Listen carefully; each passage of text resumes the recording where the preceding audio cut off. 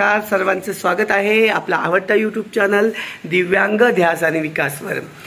मित्र, काल आपल्या या नंदनवन परिवारामध्ये आपल्या नंदनवन राजाचे आगमन झाले आणि खरं तर अगदी प्रसन्नमय वातावरणामध्ये ह्या बाप्पाचं इथे आगमन झालं। आणि त्यानंतर आपले ते रोज सकाळी आणि संध्याकाळी म्हणजे सकाळी 10 वाजता आणि संध्याकाळी 6 वाजता आपण आरती घेत असतो।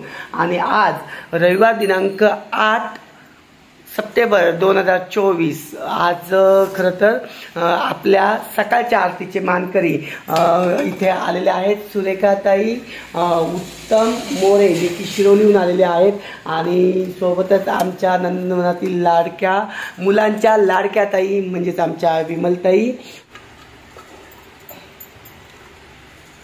श्री गणेशाय नमः।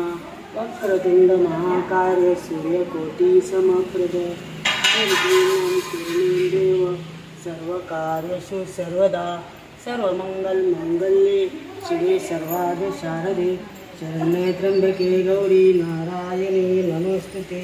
गणपती बाप्पा मोरया। सुखा दुःखहर्ता वार्ता विघ्नाची पूर्वी पूर्वी प्रेम कृपा दयाची सर्वांगी सुंदर वटशेंदुराची कंठी धरते माळ मुक्ता फळाची। जय देव जय देव जय मंगल मूर्ती ओ श्री मंगल मूर्ती।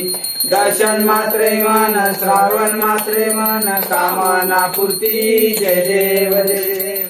नमस्कार सर, मी विमल काजळे। आज या आरतीला आल्यानंतर इतकं छान वाटलं। आपली ही जी मुलं बघितली ना, या मुलाबद्दल एवढी हे वाटली, खूप छान त्यांची प्रगती पण सर खूप कष्ट करून घेत आहेत। मला तरी वाटतं बऱ्यापैकी मुलं मागची मुलं जर पाहिली तर त्याच्यापेक्षा आत्ताच्या मुलांचे चेहरे, मुलांचं ते काम, मुलांची हालचाल, मुलांचं बोलण्याची प्रगती खूप छान वाटली। हे बघून खूप आनंद वाटला। मी महिला पोलीस स्टेशनच्या महिला दक्षता समितीवर काम करते।